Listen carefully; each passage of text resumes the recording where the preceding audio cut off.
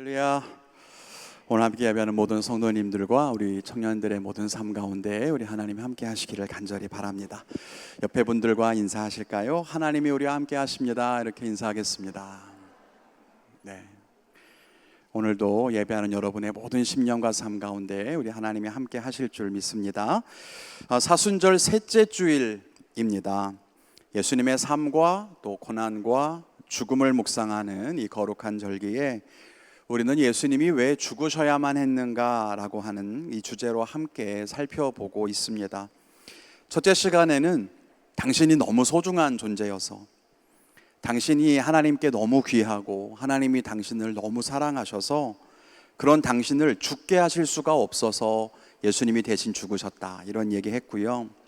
지난 둘째 시간에는 우리가 죄 때문에 하나님과 멀어져서 죽을 수밖에 없게 되었을 때 우리에게는 그 죄를 해결할 수 있는 방법이 없어서, 그래서 우리 대신 예수님이 죽으심으로 우리를 살게 하시려고, 그래서 예수님이 죽으셨다라고 하는 그 이야기를 나누었죠. 그러면 하나님이 우리를 사랑하셔서 우리를 위해 죽으시고 또 우리의 죄를 대신해서 죽으셨다라고, 죄로 인해 죽게 할 수 없어서 예수님이 대신 죽으셨다라고 이야기한다면 대체 그래서 어쩌라는 것인가? 우리를 사랑해서 대신 죽어서 또 우리의 죄를 해결해서 그래서 어쩌라는 것인가? 우리가 죄에서 벗어나고 죽음에서 이제 멀어지게 되면 어떻게 되는 것인가? 예수님이 내 대신 죽음으로써 내가 영생에 들어가면 어떻게 되는 것인가? 오늘은 그 이야기를 조금 더 해보려고 합니다. 오늘 말씀 6절에 이렇게 기록하고 있습니다. 우리가 아직 연약할 때의 기약대로 그리스도께서 경건하지 않은 자를 위하여 죽으셨다. 예수님께서 우리가 죄인이었을 때 우리를 대신해서 죽으셨다는 것입니다. 8절에도 이어서 말하기를 우리가 아직 죄인 되었을 때 예수님께서 우리를 위해 죽으심으로 하나님께서 우리에 대한 자기의 사랑을 확증하셨다라고 합니다. 앞에서 우리가 2주 동안 이야기했던 바예요. 죄인인 우리를 살리기 위해서 예수님이 우리를 대신 죽으신 것은 우리를 얼마나 사랑하시는가 하는 증거가 된다는 것입니다. 그런데 그러면 어떤 일이 일어나나요? 9절에 보니까 그러면 이제 우리가 그의 피로 말미암아 의롭다 하심을 받는다. 그래서 더욱 그로 말미암아 구원을 받을 것이다, 이렇게 말씀합니다. 결국 예수님이 우리를 대신해서 죽으심으로써 우리의 죄는 사함 받았고 죽음에서 생명으로 이렇게 옮겨지는 그런 복을 얻었어요. 지난주에 말씀드렸듯이 이 죄라고 하는 것은요, 우리와 하나님 사이를 갈라놓습니다. 그러니까 하나님에게서 우리가 멀어지게 된 거예요. 그런데 예수님이 우리의 힘으로는 스스로 해결할 수 없는 그 죄를 해결해 주심으로써 우리가 다시 하나님께로 가까이 갈 수 있게 된 거죠. 하나님과 다시 가까워지는 것, 다시 하나님과 함께 거할 수 있게 된 것, 그것을 구원이라고 부를 수도 있습니다. 오늘 성경 본문에서는 그것을 화목이라는 말로 표현하고 있어요. 이 화목하다라고 하는 말은 reconcile이라고 하는데 화해하다 혹은 다시 연결된다, 이런 의미입니다. 하나님이 우리를 사랑하셔서 예수님이 죽으셨습니다. 우리의 죄를 사하시기 위해서 예수님이 죽으셨다 그랬어요. 그렇게 이제는 죄로부터 자유롭게 된 우리는 비로소 다시 하나님에게로 돌아갈 수가 있게 된 겁니다. 서로 죄 때문에 멀어져 있었던 하나님이랑 우리가 다시 가까워지게 된 거예요. 화해하게 되었다는 겁니다. 이것을 화목이라는 말로 성경에서는 쓰는 겁니다. 그리고 그렇게 하나님과 우리를 다시 화목하게 하려고 자기의 목숨을 내어주셨던 그 예수님을 향해서는 화목을 위해 죽으셨다, 그래서 화목 제물, 이렇게 말로 표현을 하는 겁니다. 예수님의 죽음을 통해서 이 화목이라는 것이 이루어졌는데요, 이게 놀라운 일입니다. 이것이 우리가 흔히 보통 구원이라고 통틀어서 말하는 겁니다. 구원의 시작은 예수님의 죽음을 통해서 죄가 사라진 것이고요, 그 구원의 결과는, 그 구원의 완성은 하나님과 화목하게 되는 것입니다. 다시 하나님과 함께 살아가는 것, 그게 진짜 구원의 마지막이에요. 그래서 이 축복과 은혜로 말미암아서 우리는 지금 하나님과 함께 거하는 말할 수 없는 복을 누리게 된 것입니다. 여러분이 어떤 인생을 살고 계신지는 모르지만 혹시 여러분의 인생이 하찮고 혹 의미 없어 보이십니까? 여러분이 경험하고 있는 실패나 절망으로 인해서 당신이 정말 모든 것을 다 잃어버렸고 내 인생은 실패했어 라고 혹시 생각하십니까? 그렇지 않아요. 예수님의 죽으심으로 여러분이 하나님과 함께 살 수 있게 되었다는 것은 세상의 어떤 것과도 비교할 수 없는 큰 복이라고 하는 것을 우리는 분명히 알아야 합니다. 여러분이 가진 것이 없어도 하나님과 함께하면 모든 것을 다 가진 것이고요. 여러분이 낮은 곳에 거한다고 해도 하나님과 함께하면, 하나님과 함께 걷는다면 여러분은 행복한 길을 걷고 있다고 하는 것을 우리는 알아야 돼요. 하나님과 함께하는 것, 하나님과 동행하는 것, 그것만큼 귀한 복은 없어요. 그게 구원의 목적이라고 하는 겁니다. 구원은요, 단순하게 그냥 넌 이제 죄 없어, 우리의 죄를 사해 주시는 게 아니에요. 죄를 사해 주시는 것은 우리가 하나님과 함께 할 수 있도록 하기 위한 구원의 과정이자 구원에 필요한 부분이고 구원의 시작이에요. 진짜 구원의 복은요, 그래서 우리가 하나님과 함께 살 수 있게 되었다는 것, 이게 진짜 귀한 복인 거죠. 여러분, 이것을 잊지 않는 청년들이 되기를 주님의 이름으로 축원합니다. 이게 얼마나 기쁜 일인지를 모른다는 거예요. 하나님과 함께 하는 기쁨, 주님과 동행하는 즐거움, 그 구원의 기쁨을 여러분은 충만히 누리고 계십니까? 오늘 11절에 보면 이렇게 말합니다. 그뿐 아니라, 즉 우리가 구원을 받는 것뿐만 아니라 이제 우리로 화목하게 하신 우리 주 예수 그리스도로 말미암아 하나님 안에서 또한 즐거워하느니라. 하나님 안에서 하나님과 함께 거하며 즐거워하느니라. 참된 즐거움. 여러분, 이게 정말 우리들에게 필요한 것이고요. 그 기쁨을 누리는 데까지 나아가는 것이 우리가 말하는 구원이라고 하는 겁니다. 우리는 예수님의 죽음을 통해서 죄 사함 받았습니다. 다시 말씀드리지만 죄에서 자유하게 됐어요. 그리고 이제는 원래는 영원히 멀어질 수밖에 없었던 그 하나님과 다시 화해하게 됐습니다. 그리고 하나님과 함께 할 수 있게 된 거죠. 그것이 구원이라고 했고 우리가 기뻐하는 이유입니다. 그런데 여러분은 하나님과 함께 하고 계십니까? 여러분은 하나님과 정말 동행하고 있다고 생각하십니까? 오늘 이렇게 우리가 하나님께 나와 예배할 수 있는 것도 사실은 모두 다 예수님의 죽으심으로 우리에게 주신 선물 같은 일이라는 것을 우리는 꼭 알아야만 합니다. 그리고 바라기는 우리 청년들과 성도님들이 하나님과 함께하는 이 기쁨을 놓치지 않기를 주님의 이름으로 축원을 드립니다. 그래서 찬양했던 것처럼 예수님이 모든 것의 중심입니다. 예수님이 처음과 마지막입니다. 예수님이 우리에게 행하신 그 은혜를 노래했던 이유는 내가 하나님과 함께 할 수 없는데 그 불가능한 일을 이루어 주신 분이 예수님이시기 때문에, 그리고 그 일을 위해 자기의 목숨을 아낌없이 나를 위해 주셨기 때문에 그분이 모든 것이라고 고백하고 그분을 높이는 거예요. 앞에서 말씀드렸지만 우리 인생이 아무리 힘들고 어려워도요, 우리가 하나님과 함께 할 수만 있다면 그것이 큰 복인 것을 우리는 알아야 합니다. 때로 내가 원하는 일이 이루어지지 않고 뜻하고 또 계획한 일이 잘 되지 않았다고 해서 우리 인생이 실패한 것이 아니라 하나님과 함께 거하는 것이야말로 결코 우리의 힘으로는 이뤄낼 수 없지만 예수님을 통해 얻게 된 가장 큰 은혜요 선물인 줄로 알고 그것으로 인해서 만족하는 우리 모두가 되었으면 좋겠어요. 우리 그런 의미에서 뵙분들에게 이렇게 한 번 더 인사했으면 좋겠어요. 하나님과 함께 거하는 것이 진짜 은혜입니다. 이렇게 인사할까요? 긴 문장 잘 따라하시네요.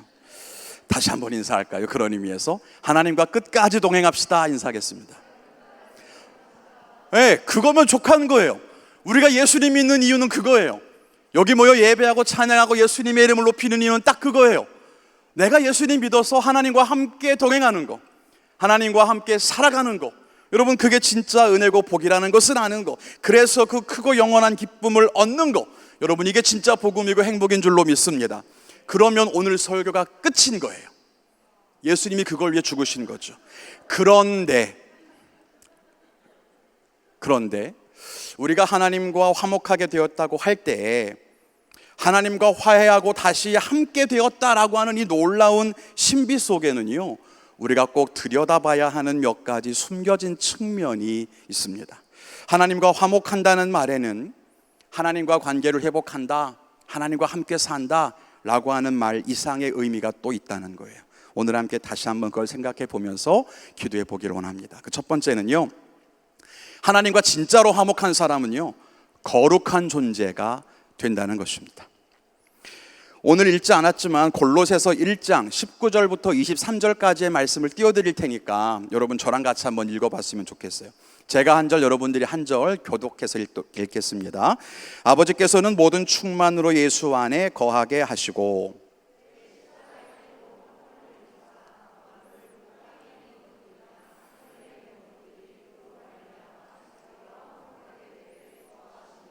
전에 악한 행실로 멀리 떠나 마음으로 원수가 되었던 너희를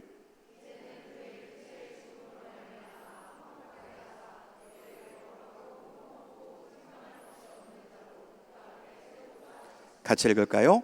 만일 너희가 믿음에 거하고 터 위에 굳게 서서 너희 들은 바 복음의 소망에서 흔들리지 아니하면 그리하리라. 이 복음은 천하 만민에게 전파된 바요 나 바울은 이 복음의 일꾼이 되었노라. 아멘.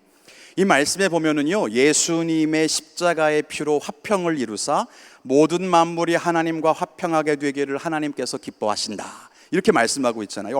여러분 정말 얼마나 기뻐하시겠어요? 그토록 사랑하는 우리를 다시 만나서 함께 할 수 있게 됐으니까 그것이 하나님의 큰 기쁨이었으면 정말 당연한 일입니다. 그런데 거기에서 끝이 아니에요. 하나님과 함께하는 우리는 이제 죄에서 멀어지고 하나님과 함께 동행하게 됨으로써 거룩한 존재가 됩니다. 21절을 다시 보면 전에는 악한 행실로 멀리 떠나서 마음으로 하나님과 원수되었던 우리를 이제는 거룩하고 흠없고 책망할 것이 없는 자로 세우고자 하신다라고 말씀하고 있어요. 이것이 화목하게 하신 본질적인 목적입니다. 우리가 하나님과 함께 거함으로써 거룩하고 흠이 없는 존재로 살 수 있게 된다는 거예요. 여러분, 우리가 그냥 쉽게 생각하는 혹은 평소에 알고 있었던 구원과 비교하면 여러분 어떻습니까? 그냥 죄사함 받는 거야 라고 생각했던 구원과 비교하면 여러분 이게 훨씬 더 크고 아름다운 일이 아니겠습니까? 단순히 죄를 용서받는 것에서 그치지 않고요, 죄에서 벗어나서 하나님과 함께 하게 되고 그를 통해서 나아가서는 거룩한 존재가 되어가는 거예요. 여러분, 이게 진짜 구원입니다. 우리가 구원 받았다는 것은 이렇게 거룩한 존재가 되어가는 것입니다. 그런데 어떻게 거룩해지는 것인가?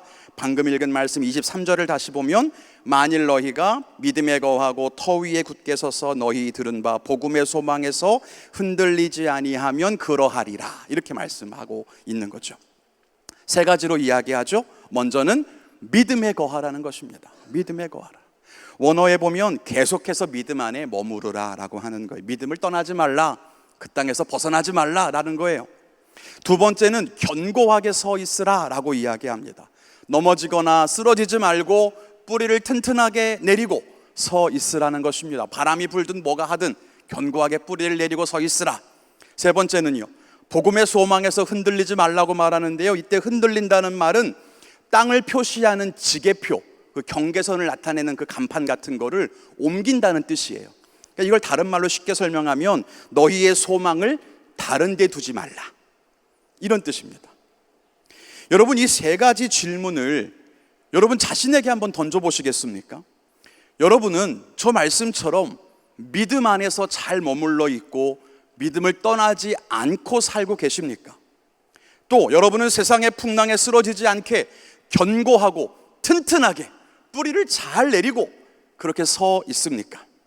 여러분의 소망은 다른 데 세상에 있지 않고 주변 사람들에게 있지 않고 내가 원하는 어떤 계획에 있지 않고 복음의 소망, 내가 너를 사랑하고 내가 너를 위해 죽었고 너를 하나님과 다시 하나가 되게 했다는 그 복음의 그 소망에 여러분의 진짜 소망이 있습니까? 이게 이 세 가지가 정말 내 삶의 모습이라고 한다면 그럼 우리는 거룩한 존재로 살아갈 수가 있다는 거죠. 우리 유비크 밸류의 첫 번째가 뭐죠? 네, PPT가 이미 떴으니까 믿음이라는 거예요. 거룩한 삶을 사는 겁니다. 그런데 이 거룩은요, 우리가 어떻게 행동할 것이냐, 이걸로 결정되는 게 아니에요. 우리의 삶이 어떠한가로 결정되는 것입니다.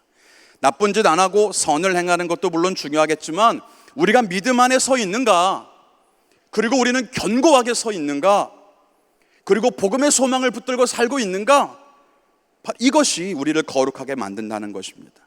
그리고 그것이 하나님과 함께하는 사람의 모습이라는 거예요. 하나님과 동행한다고 하면서 믿음에서 멀어진다. 여러분, 이게 정말 가능할까요? 난 늘 하나님과 함께해. 그런데 믿음을 떠나 있어. 이게 과연 가능하겠습니까?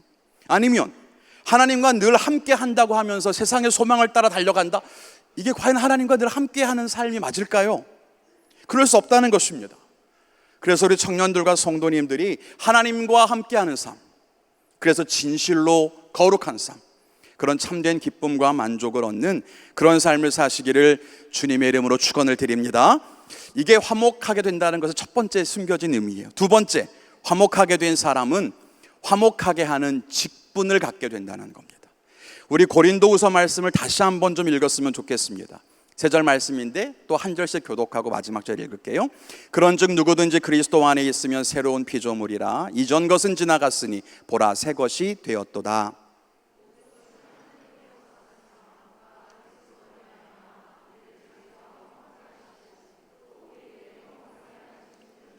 함께 곧 하나님께서 그리스도 안에 계시사 세상을 자기와 화목하게 하시며 그들의 죄를 그들에게 돌리지 아니하시고 화목하게 하는 말씀을 우리에게 부탁하셨느니라. 아멘. 오늘 말씀 17절에 보면 예수님을 통해서 우리가 새로운 피조물이 되었다라고 말씀하시죠. 여러분은 새로운 피조물이 맞습니까? 네. 여러분, 뭐가 달라졌어요? 이전과 다른 모습이 뭐예요? 우리 모두는요, 이전에는 죄인이었지만 지금은 의롭다고 칭함받는 자가 됐습니다. 이전에는 죽은 자였지만 이제는 영원한 생명을 가진 자가 됐어요.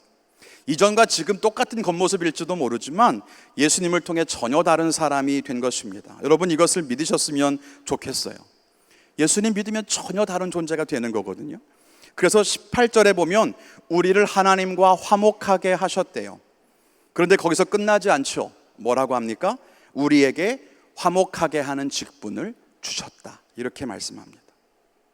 그래서 화목하게 할 수 있는 그 말씀, 그것을 우리에게 주셨다는 겁니다. 그게 무슨 뜻일까요? 우리가 하나님의 사신이 되어서 화목하게 하는 말씀을 전해야 한다는 그런 뜻일 겁니다. 예수님이 나를 위해 죽으셨어요. 그걸 믿으면 하나님과 화해하게 되거든요. 그걸 믿으면 하나님과 함께 할 수 있게 되는 거예요. 그건 너무 행복하고 기쁜 일이라고 말씀드렸습니다. 그게 구원의 목적이란 말이죠. 나를 하나님과 다시 하나가 되게 하시려고 예수님이 죽으신 게 맞아요. 그러면 여러분, 예수님을 믿고 내가 하나님과 함께 동행하는 삶을 살면 이제 구원이 완성된 거잖아요. 이제 끝난 거예요. 그 구원은 다 이루어진 거예요. 그런데 거기서 끝이 아니라는 거예요. 나만 하나님과 화목하게 되고 행복하고 기쁘게 사는 것이 아닙니다. 하나님께서는 하나님과 화목하게 된, 하나님 편에 서고 하나님을 알고 있는 우리에게 다시 화목하게 하는 직분을 맡겨주신다는 것입니다. 그러면 누구와 누구를 화목하게 하는 것일까요? 나와 하나님이 아니라 하나님과 다른 사람이 화해할 수 있게 하는 그런 직분을 말하는 거예요. 아직 예수님 믿지 않는 사람들, 우리가 사랑하는 가족들, 나의 좋은 친구들, 아직 하나님을 알지 못하고 함께하지 않는 그 사람들과 하나님이 화목할 수 있게 하는 직분을 누구에게 맡기셨다고요? 먼저 화목하게 된 여러분에게, 우리에게 맡기셨다는 겁니다. 그래서 우리는 이 화목을 전해 주어야 돼요. 그것이 먼저 화목하게 된 우리에게 하나님께서 맡기신 일이라고 하는 겁니다. 유비크 밸류 중에 세 번째와 네 번째, 비전과 충성이 바로 여기에 해당될 거예요. 하나님께서 우리에게 맡기신 사명을 우린 충성스럽게 감당한다, 이렇게 이야기했는데요. 우리가 충성해야 하는 많은 일들이 있겠지만 그중 하나가 바로 이 화목하게 하는 직분입니다. 이것은 어느 특별한 사람이나 특정한 직업이나 아니면 특정한 어떤 직분자, 목사님 아니면 선교사님, 그런 분들에게 맡긴 게 아니에요. 우리 모두에게 주신 거예요. 하나님과 화목한 자라면, 여러분이 구원받아서 하나님과 동행하는 사람이라면, 그럼 여러분에게는 다른 사람들이 하나님과 다시 화목하게 만들어 가야 할 그런 사명이 있다는 것을 우리는 기억해야 하는 것입니다. 그게 충성이에요. 그럼 비전은 뭘까요?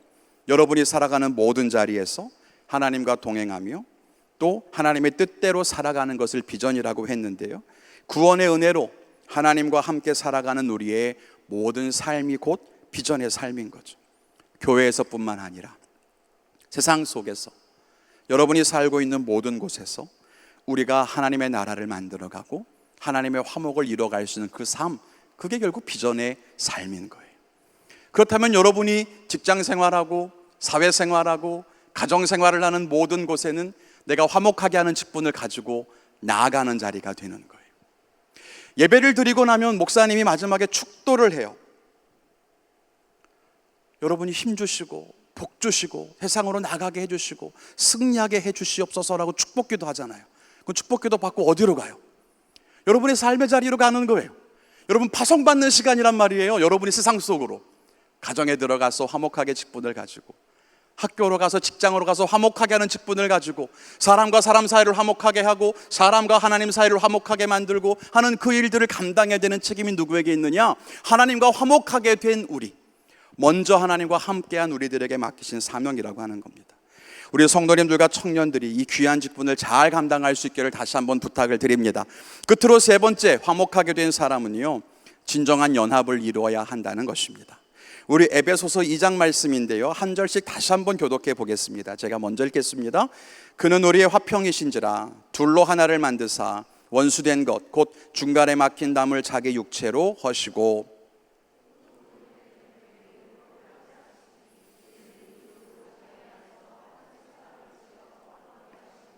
또 십자가로 이 둘을 한 몸으로 하나님과 화목하게 하려 하심이라. 원수된 것을 십자가로 소멸하시고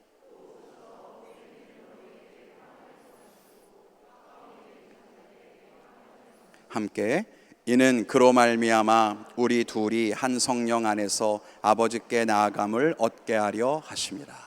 아멘. 이 말씀의 마지막 절을 보면 이렇게 되어 있어요. 아버지께 나아감을 얻게 하려 하심이라. 하나님께 나아가는 것이 뭐라고 했죠? 하나님과 함께하는 것, 그게 곧 화목이라 그랬어요. 그게 구원이라 그랬단 말이에요. 결국 이 말씀의 결론도요, 하나님과 우리가 다시 화목하게 되는 것을 말하고 있습니다. 그런데 그 앞에 특별한 조건이 하나 붙어요. 14절부터 보면 예수님은 자기의 몸으로, 즉 자기 몸을 죽음으로써 둘을 하나가 되게 하시고, 그 다음에 이 둘을 한 몸이 되게 해서 하나님과 화목하게 하려 하신다, 이렇게 써 있단 말이에요. 이해가 되세요? 갈라진 둘이 있는데 그 둘을 한 몸으로 만들고, 이 둘이 갈라진 걸 예수님의 십자가를 통해 하나로 만들고 그 하나가 된 몸을 하나님과 화목하게 하려 하신다, 이렇게 말하고 있단 말이에요. 여기에서 말하는 이 둘은 서로 하나가 되게 하신 이 갈라진 사람들은 유대인과 이방인을 말하거든요. 근데 유대인들은 이방인과 함께 어울리는 걸 금기시했어요. 유대인들은 이방 사람들을 부정한다고 생각했습니다. 절대 어울리면 안 되는 사람들, 절대 가까이 할 수 없는 사람들. 그래서 저들과 떨어지는 것이 거룩하다, 함께하는 건 옳지 않다, 이렇게 생각했단 말이에요. 그런데 에베소서 말씀은 뭐래요? 그렇게 서로 분리되는 것이 맞다고, 서로 떨어져 있는 것이 거룩하고 그게 더 좋은 거라고 생각했던 사람들에게 그게 아니라 그 다른 둘이 서로 먼저 하나가 되어야 하고, 그렇게 하나가 되었을 때 그 한 몸 된 그가 하나님과 화목하게 된다는 것입니다. 여러분, 이게 화목의 비밀이에요. 십자가로 이 다른 둘을 한 몸으로 연합하시고 그 한 몸으로 하나님과 연합하게 만드는 것, 화목하게 하는 것. 여러분, 이것은 무엇을 뜻합니까? 우리가 하나님과 화목하기 위해서는 우리가 하나 되어야 한다는 것을 의미하는 거예요. 헤어지고 갈라서는 것이 당연하다고 생각하는 사람들끼리, 원수가 되어서 결코 같이 할 수 없을 것 같은 이들끼리, 갈등과 다툼을 겪고 있는 사람들끼리 먼저 하나가 되어야 비로소 우리가 하나님과 진짜로 화목할 수 있다는 의미입니다. 하나님과의 화목은요, 진정한 우리의 연합이 있을 때 가능하다는 이야기입니다. 사실 이런 말씀을 볼 때마다 마음은 불편해요. 왜 불편한 사람을 내가 용납해야 되는지, 왜 굳이 갈등을 해결하고 서로 용서해야만 한다고 하는지, 꼭 그렇게 해야만 하나? 눈 감고 살면 되지, 그냥 나 혼자 예배하고 은혜 받으면 안 되나? 여러분, 우린 그렇게 생각할 수도 있겠죠. 근데 그건 하나님의 마음을 반밖에는 모르는 거예요. 하나님은 나를 정말 사랑하셔서 예수님을 죽게 하기까지 나를 살려주고 싶었던 그 사랑하심처럼 다른 사람도 똑같이 사랑하신다는 것. 하나님은 그분의 자녀인 우리들이 서로 분열하고 갈등하는 것을 결코 원하지 않으신다는 것을 우리는 알아야 합니다. 그런데 다른 사람은 싫어, 저 사람은 내가 정말 싫어, 그치만 나는 하나님과 꼭 같이 있고 싶어. 여러분, 이건 진짜 은혜가 아니에요. 가능한 일도 아니에요. 하나님을 슬프게 하는 일밖에는 안 된다는 것입니다. 게다가 다른 사람들과 진정으로 연합하지 않고 하나님과 화목하려고 하는 것은 화목의 진짜 비밀을 알지 못하는 것입니다. 앞에서 하나님과 우리가 화목하게 할 수 있었던 것이 예수님의 죽음 때문이었다고 했잖아요. 우리 힘으로는 할 수 없다고, 예수님의 죽음으로만 가능했다고 이렇게 말씀드렸습니다. 불가능한 일이 예수님 때문에 가능해진 거거든요. 오직 예수님의 죽음 때문이었고 우린 그것을 선물로 받은 것입니다. 하나님과 화목하는 그 일이 절대로 불가능해 보였지만 예수님을 통해 이루어진 것처럼 우리가 서로 연합하는 일들도 진짜 이건 세상에 두 쪽 나도 안 될 것 같아도 예수님을 통하면 가능한 일이라고 하는 거예요. 하나님과 우리가 예수님을 통해 화목하게 되었듯이 우리도 예수님을 통해서 서로 연합할 수 있습니다. 그게 십자가의 능력이고 그게 십자가의 신비예요. 여러분이 앞에서 계속해서 예수님을 찬양했던 그 예수님의 이름 속에는 바로 그 고백이 들어있는 거예요. 여러분은 그 능력의 신비를 진짜 알고 있냐고요. 그 예수님의 능력이 여러분의 갈라진 모든 것들을 하나가 되게 하실 수 있다는 것을 믿냐고요.